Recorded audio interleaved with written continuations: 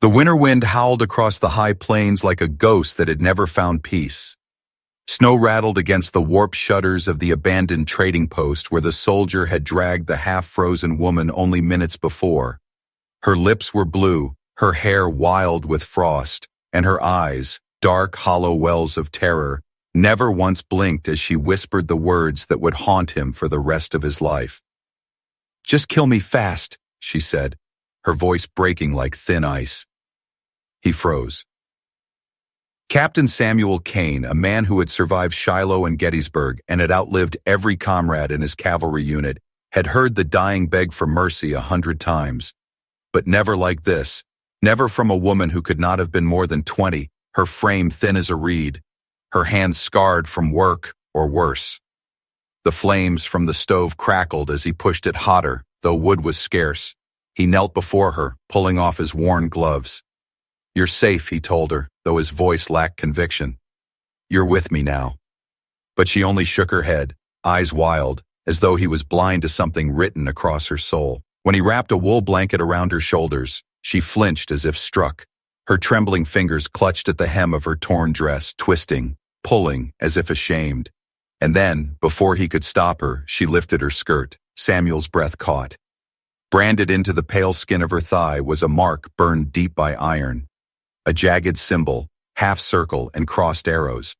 The calling card of a gang every man on the frontier knew by whisper, the Black Vulture Riders. His jaw tightened, rage and pity knotting inside him. The vultures didn't just kill, they owned. They took what wasn't theirs and marked the women they broke, making them walking warnings for the rest. The girl's voice was a rasp. "I belong to them now. There's no freedom. No man alive dares to. Take me in. Kill me before they find me here." Samuel's fists clenched. Years in the army had hardened him, but nothing prepared him for this frontier cruelty. Outside, the storm raged, but inside the cabin, the silence was heavier than iron. He lowered himself onto the chair across from her, his eyes locked on hers. "What's your name?" She hesitated, tears slipping down her frozen cheeks. "Mariah," she whispered. He nodded slowly. "Mariah, I've buried brothers, seen the devil himself on bloody battlefields. I won't bury you tonight, not if there's a breath in me to fight for you." Her eyes widened, a faint spark of something breaking through despair, hope, or maybe disbelief. Samuel leaned closer, lowering his voice to a vow. "They branded you, but they don't own you. Not while I'm here." Mariah's lips parted, trembling as though she wanted to believe. But the howling wind outside sounded too much like laughter from the vultures already closing in. In that moment, Samuel Kane, the lonely soldier with nothing left but scars and a horse, knew he had found his war again. Not against Confederates, not against nature, but against men who thought they could own a woman's soul. The storm raged louder.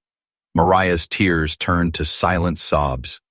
And in the firelight, Samuel drew his revolver, set it on the table between them, and whispered a promise only the wind and the dying embers would hear. "They'll come, and I'll be waiting." The storm broke by dawn. The snow lay heavy across the prairie, white and cruel, like a shroud stretched over the land. Captain Samuel Kane stepped outside the trading post, his boots sinking deep, and scanned the horizon. The world was silent, too silent. He knew silence never lasted long in the West. Silence was just the breath the land took before violence returned. Inside, Mariah lay near the fire, wrapped in the soldier's blanket. She had not slept. Her body shook, not from cold anymore, but from fear that lived in her bones. She had told him again and again that the vultures would come. They always came. They hunted down what they claimed as theirs, and a brand meant death for anyone who tried to hide it. Samuel stoked the fire higher before crouching beside her. "You eat," he said, sliding a tin plate of beans he had warmed. She pushed it away. "They'll kill you for helping me." He caught her hand, firm but not rough, forcing her to look at him. His eyes were gray, cold as the steel of his revolver. "I fought men who wanted to break this country apart. I bled under their guns and I lived. You think I'll kneel to outlaws?" Mariah's lips trembled. "They aren't just outlaws. They're demons in flesh. They take girls, sell them, break them, mark them. You don't know what you've done. Samuel stood, his jaw tight. No, Mariah. I know exactly what I've done. I've chosen a side. Yours. Her breath hitched at the weight of his words. Suddenly the silence outside cracked. The distant echo of hooves carried on the frozen wind. Mariah flinched, clutching the blanket tighter, her eyes filled with panic. Samuel moved to the window, his body tense, watching the line of black specks forming on the horizon. Riders. 7, maybe 8. Too many for a single man to face alone, unless that man had already lost everything and feared nothing. He reached for his rifle lace, aiming against the doorframe. His voice was low, steady. They found us. Mariah's tears spilled. Please, don't fight them. You don't know what they'll do to you, to me. Samuel turned back, his expression hard but calm. I've lived without a home, without a family, without purpose. Maybe this is what the Lord left me here for. She stared at him, stunned, as though she could not understand why any man would choose to stand for her. The hoofbeats grew louder. The vultures rode black horses, their coats dark as tar, their long coats whipping in the wind. The leader rode ahead, tall and lean, a scar cutting across his cheek like a knife mark through stone. His name was known in every saloon, whispered in fear, Jack Crow, captain of the Black Vulture Riders. They reined up in front of the post, snow spraying as hooves struck the frozen earth. Crow's smile was thin and cruel as his eyes locked on the soldier standing in the doorway with a rifle. Mornin', stranger, Crow called, his voice sharp as broken glass. We've come for what's ours. Hand her over, and maybe we'll leave you enough breath to crawl away. Samuel's grip on the rifle never wavered. She's not yours. Crow laughed, a harsh bark that echoed across the white silence. Oh, she's ours, soldier. She wears our mark. You can't wash it off, you can't change it. Hand her out or we burn you both where you stand. Behind him the vultures jeered, their laughter cruel and empty. Mariah clutched the blanket, whispering prayers under her breath, knowing this man was about to die for her. Samuel Kane stepped forward into the snow, the cold biting his face, his voice a thunder in the frozen air. You branded her flesh, he said, his words ringing like a judgment. But you'll never own her soul, and you'll never take her while I still draw breath. The vultures howled with laughter again, but Crow's smile faded. He saw something in the soldier's eyes, a man with nothing left to lose. The first shot cracked like lightning, and the war for Mariah's freedom began. The first shot split the morning silence.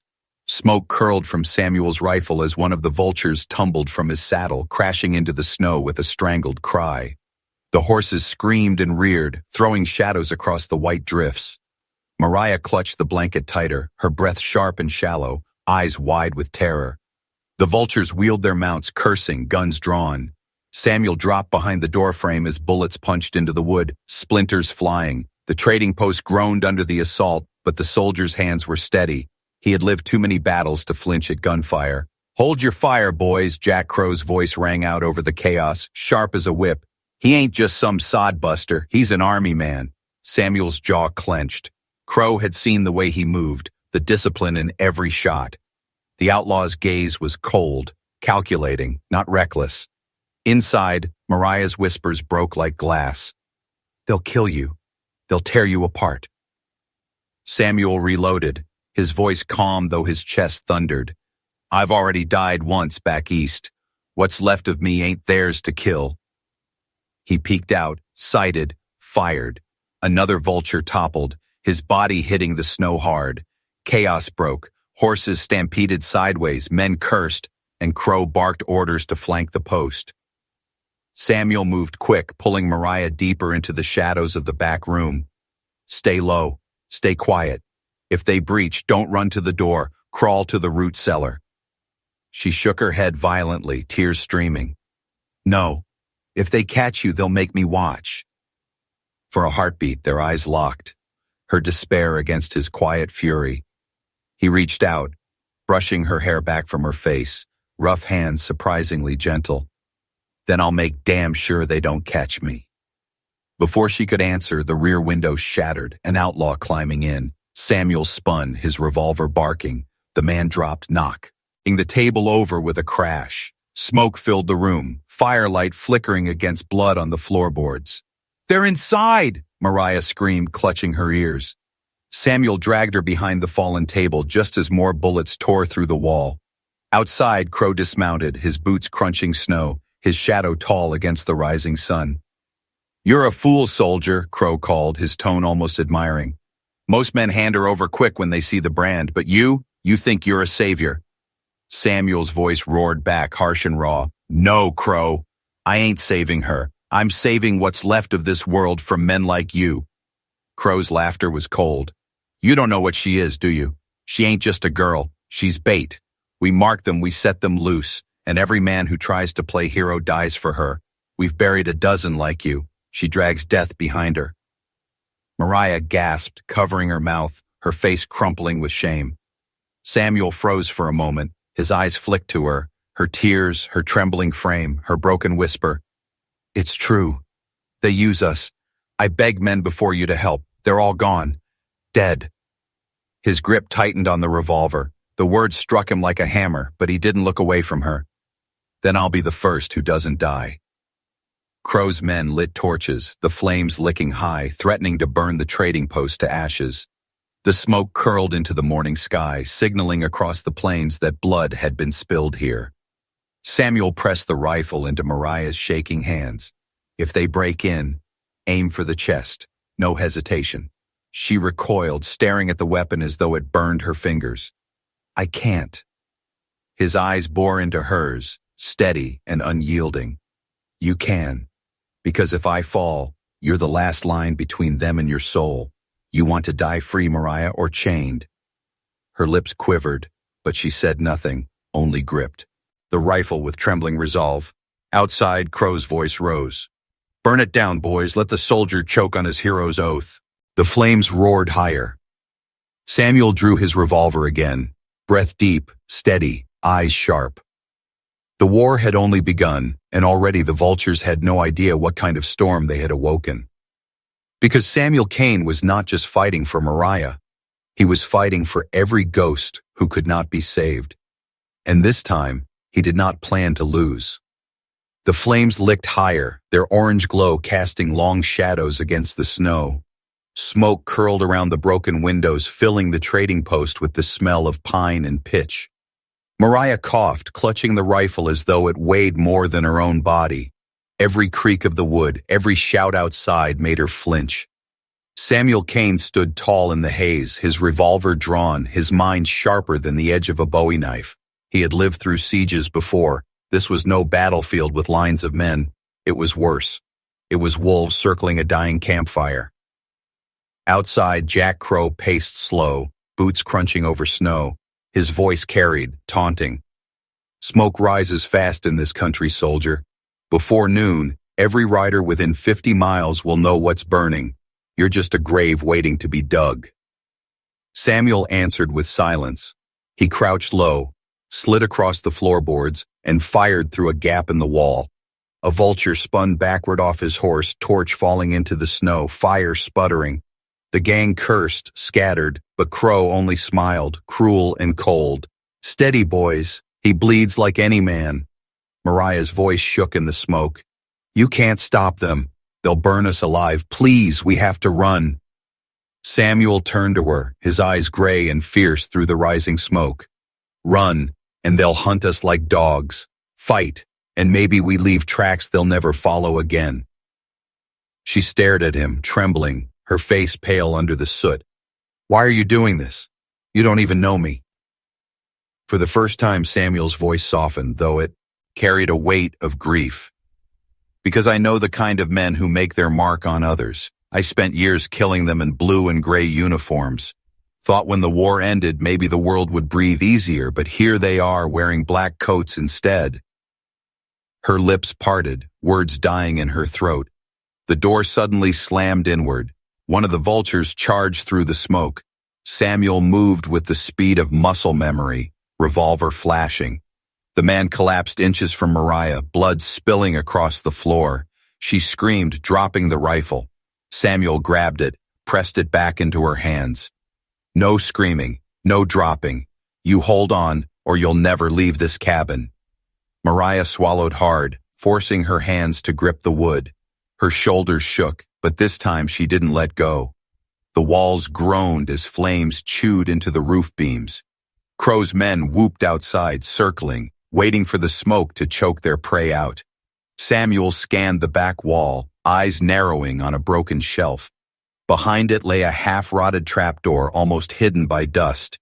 He dragged the shelf aside with a grunt, kicking the boards loose. Beneath was a root cellar, dark and damp. "Down," he ordered. Mariah shook her head violently. "They'll find us." Samuel gripped her chin, forcing her to meet his eyes. "Down. It's hope or nothing." Her breath came fast, but she obeyed, crawling into the cellar.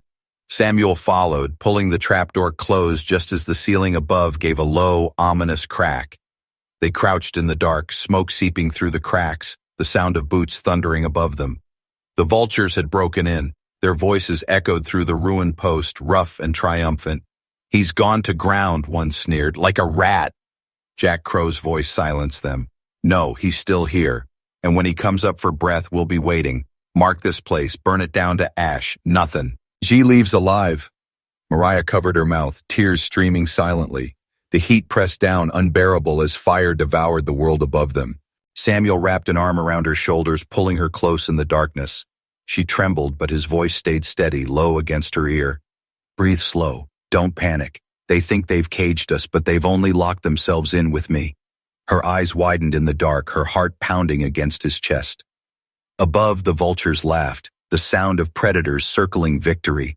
But deep beneath the burning post, in the silence of the root cellar, Samuel Kane was already planning how to turn a tomb into a trap. The air in the root cellar was heavy with smoke and damp earth. Mariah pressed her face into Samuel's chest, muffling her sobs. Above them, the vultures stomped across the floorboards, their boots echoing, their laughter a cruel rhythm. Wood cracked and popped as the fire chewed deeper into the roof. Samuel's mind worked like a soldier's clockwork. Every creak above, every shift of weight told him where the vultures stood. He had survived worse in trenches, pinned down by cannons, but this was different. This time a woman's life hung by the thinnest thread. Mariah whispered through the smoke, her voice raw. "We'll die down here." Samuel's arm tightened around her. "Not if I can turn hell to my favor." He scanned the cellar with sharp eyes. In the corner, half buried beneath burlap sacks, lay barrels, old trading stock, forgotten. He dragged one close, pried it open with his knife. The smell hit him first. Whiskey. A grim smile tugged his lips. "The vultures want fire. I'll give them fire." Mariah's eyes widened in fear. "What are you doing?" He whispered low, calm, the way a man speaks when he's already written his fate. "Sometimes, the only way to survive the fire is to burn hotter than the men who lit it." Above, the outlaws argued. One kicked through the ashes, laughing. "They're smoked already. Crow, let's be done with it." But Crow's voice, cut like steel. "No, the soldier's clever. He'll wait till we think him dead, then strike. He's here, somewhere, and when he comes up, I want his eyes open when I put him down." Samuel poured the whiskey across the cellar floorboards, the stench rising thick. Mariah gagged, pressing a hand to her mouth. He tore strips of cloth from his own shirt, dipping them in the liquor, fashioning makeshift fuses. "When I move," he said, eyes steady on her, "you run. No stopping. No looking back. The smoke will cover you. The creek's 100 yards east. Follow it till you find the pines. Wait there." Her hands clutched his arm, desperate. "You'll die." He leaned close, his face worn and scarred, eyes softer now. "I've already lived my death. Every breath since the war has been borrowed. But you still have yours. Don't waste it." Her tears streaked through soot, falling silently. He pressed his revolver into her hands. "If they catch you, you use it. No hesitation." Her fingers shook so badly she nearly dropped it, but he held her hand steady, forcing the weight into her grasp. "This ain't just iron, it's your choice. You don't belong to them, not anymore." Above, Crow barked an order. Boots gathered near the trapdoor, one outlaw prying at the floorboards with a crowbar. Samuel lit the first fuse. The flame sputtered in the dark, catching on the soaked rags. "Time to rise," he muttered, voice like thunder before a storm. The trapdoor burst open, snow and firelight spilling into the cellar. A vulture leaned down, sneering, only to see the soldier's eyes burning back at him. Samuel hurled the flaming rag into the whiskey-soaked floor. Fire leapt up with a roar, exploding through the cellar like a beast unchained. The outlaw screamed as flames swallowed him. Chaos erupted above. Men shouted, horses shrieked. The trading post became a furnace. Samuel shoved Mariah toward the opening. "Go! Run!" She scrambled up into the choking smoke, stumbling through the wreckage. Gunfire erupted as the vultures fired blind through the haze. Samuel followed, rising through the inferno, revolver blazing. His shots cracked like judgment, dropping men one by one as fire consumed the post. Crow's curses echoed, furious, as the gang scrambled in the chaos. Mariah burst into the snow, coughing, half-blind. The cold bit into her lungs, a cruel salvation. Behind her, the trading post roared into an inferno, flames clawing into the sky. And through the fire stepped Samuel Kane, blackened by soot, eyes alight with fury, revolver in hand. Jack Crow turned to face him, his smile gone at last. "You just signed your death warrant, soldier." Samuel raised his weapon, his voice cutting through fire and smoke. "Then let's see whose name gets written first." The sky above the plains glowed red from the inferno. Smoke twisted into the dawn like a signal of war, while snow hissed and melted beneath falling embers. Mariah crouched near the tree line, clutching the revolver Samuel had given her. Her chest heaved with every breath, her eyes wide as she watched fire and gunfire swallow the trading post. Inside that storm of flame, Captain Samuel Kane moved like a man who had nothing left to lose. His coat was scorched, his face streaked with ash, but his eyes burned cold and sharp. Every step he took echoed with the weight of old battles. Jack Crow stood in the snow beyond the flames, his black coat flaring like the wings of the carrion bird he was named for. 6 of his vultures lay dead in the snow, their blood steaming in the cold. 3 more staggered with wounds, their laughter gone, their confidence stripped away.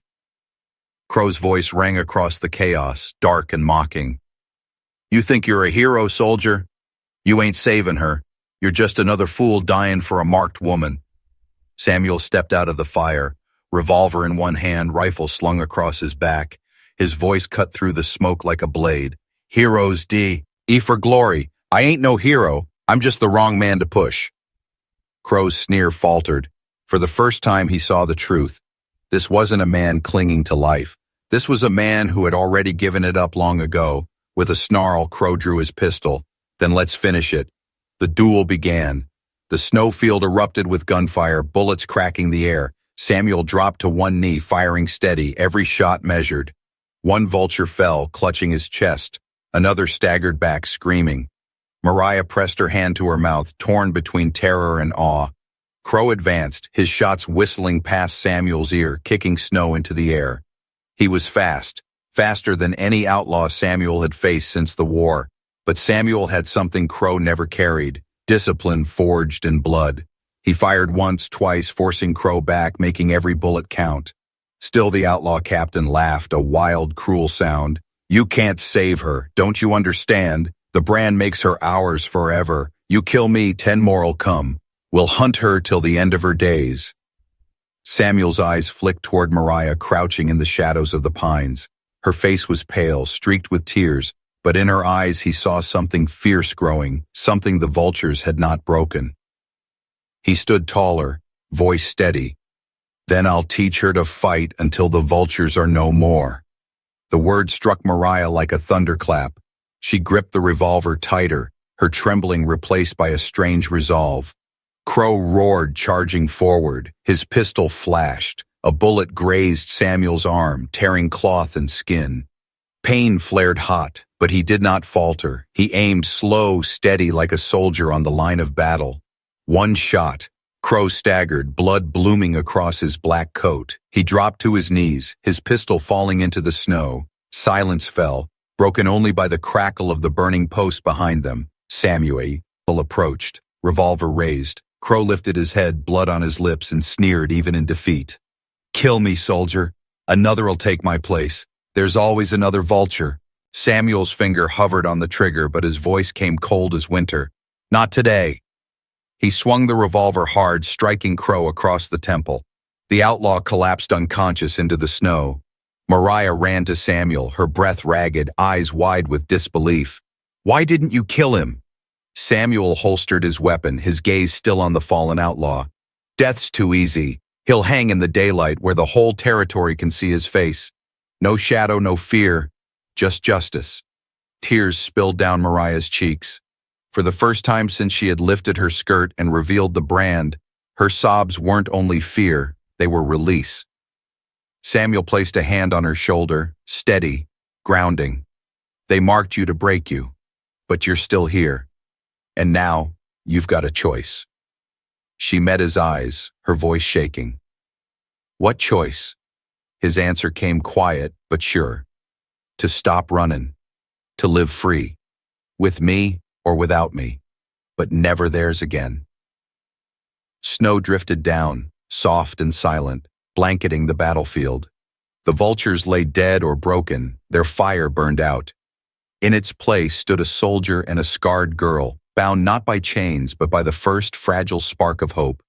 And as the sun rose over the bloody snow, the West knew a new story had begun. The lonely soldier had found his war, and Mariah had found a man willing to fight for the soul they swore she no longer owned.